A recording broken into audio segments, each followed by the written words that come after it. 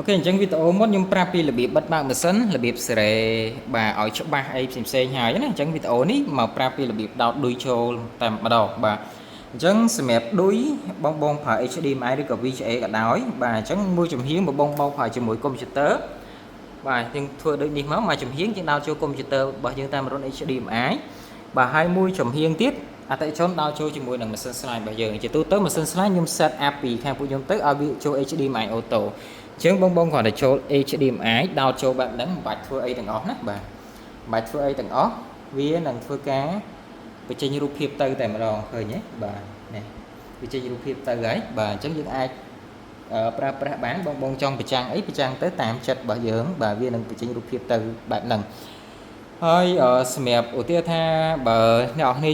ដោតទៅវាអត់ស្គាល់ណាក្នុងករណីដែលពេលខ្លះខ្ញុំ set HDMI តែបងយកទៅបងប្រើជាមួយនឹងរ៉ុនផ្សេងដូចរ៉ុន VGA ឬរ៉ុន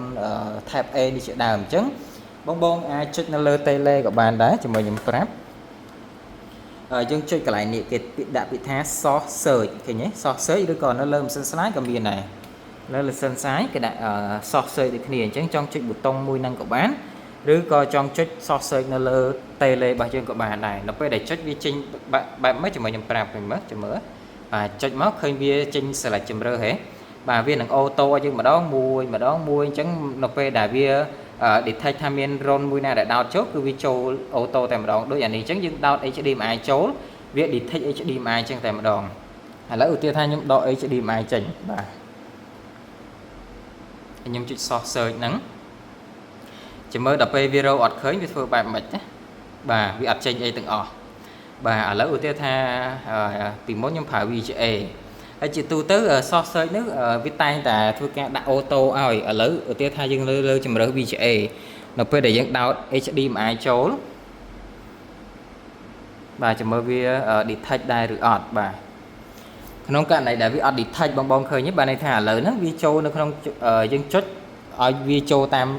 VGA នេះក៏ប៉ុន្តែយើងមិនដោត VGA ហ្នឹងយើងទៅដោត HDMI វិញអញ្ចឹងដើម្បីឲ្យវាស្គាល់ HDMI ហ្នឹងបងចុចកន្លែង source search ហ្នឹងមកណាបាទចុច source search ហ្នឹងមួយមកបាទចុចចំម៉ាស៊ីនមកចាំមើលវាធ្វើការ search បាទវាធ្វើការស្វែងរក source ចេញមកបែបហ្នឹងតែម្ដងបាទអូខេអញ្ចឹងរបៀបធ្វើការ select source គឺមានតែប៉ុណ្្នឹងឯងហើយជាទូទៅបងប្រើ VGA មិនបាច់ខ្វល់អីច្រើនទេព្រោះខ្ញុំ set ពីនេះគឺ VGA អធិស្ឋានបងប្រើ HDMI មិនបាច់ខ្វល់អីទេបាទព្រោះខ្ញុំ set ពីនេះទៅគឺប្រើ HDMI ទៅស្រាប់បងគ្រាន់តែដោតចូលទៅវាស្គាល់អូតូហើយបាទណាបាទអូខេអរគុណច្រើនឆ្ងល់អីអាចសួរបន្ថែមបាន